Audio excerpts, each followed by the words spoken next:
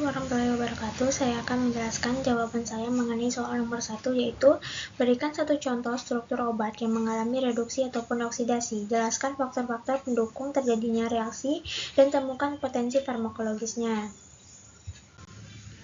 Nah, yang pertama yaitu ada reaksi reduksi kloramfenikol menjadi arilamin. Nah, reaksi reduksi kloramfenikol menjadi arilamin ini melibatkan pengurangan gugus nitro atau min-NO2 pada molekul kloramfenikol menjadi gugus amina yaitu min-NH2 membentuk arilamin. Faktor pendukungnya yaitu yang pertama ada katalisator. Katalisator yang sering digunakan adalah hidrogen atau gas bersama-sama dengan suatu katalis seperti palladium atau platinum. Proses ini umumnya disebut sebagai hidrogenasi katalitik, di mana hidrogen berperan dalam memproduksi senyawa kloramfenikol menjadi arilamin di bawah pengaruh katalisator tersebut. Yang kedua yaitu ada suhu. Sebagai contoh, dalam hidrogenasi katalitik, suhu bisa berkisar antara 100 sampai 200 derajat Celcius atau bahkan lebih tinggi, tergantung pada kondisi spesifik dari reaksi yang dilakukan dan jenis katalisator yang dipilih. Yang ketiga yaitu ada tekanan. Reaksi reduksi kloramfenikol menjadi arilamin, tekanan dan suhu yang digunakan dapat bervariasi tergantung pada kondisi reaksi yang diinginkan dan metode yang digunakan.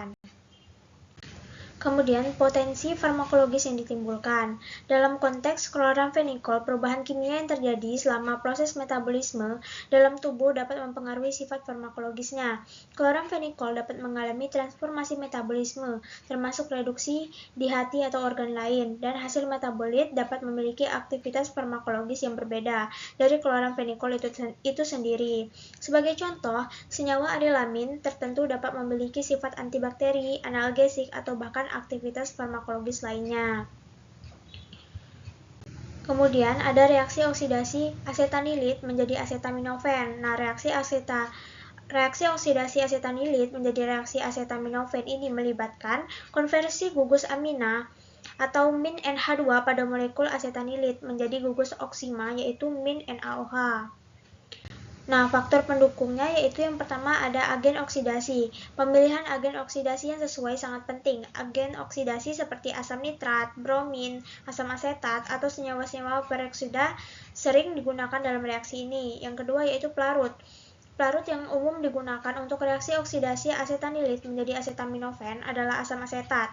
Dalam reaksi ini, asam asetat berperan sebagai pelarut dan juga dapat berfungsi sebagai katalis atau berpartisipasi dalam reaksi oksidasi. Yang ketiga yaitu asam katalis. Penambahan asam sebagai katalis atau medium reaksi dapat meningkatkan efisiensi reaksi. Asam nitrat sendiri memiliki efek asam, tetapi penambahan asam tambahan dapat mempercepat reaksi. Nah, kemudian reaksi farmakologis yang ditimbulkan yaitu yang pertama ada analgesik. Asetaminofen bekerja dengan mengurangi persepsi rasa sakit di otak. Meskipun mekanismenya belum sepenuhnya dipahami, diyakini bahwa efek analgesiknya terkait dengan penghambatan sintesis prostaglandin di otak. Nah, yang kedua yaitu antipiretik. Asetaminofen memiliki sifat antipiretik yang membantu menurunkan demam. Demam seringkali terkait dengan peningkatan produksi prostaglandin dan penghambatan prostaglandin oleh asetaminofen dan membantu menurunkan suhu tubuh.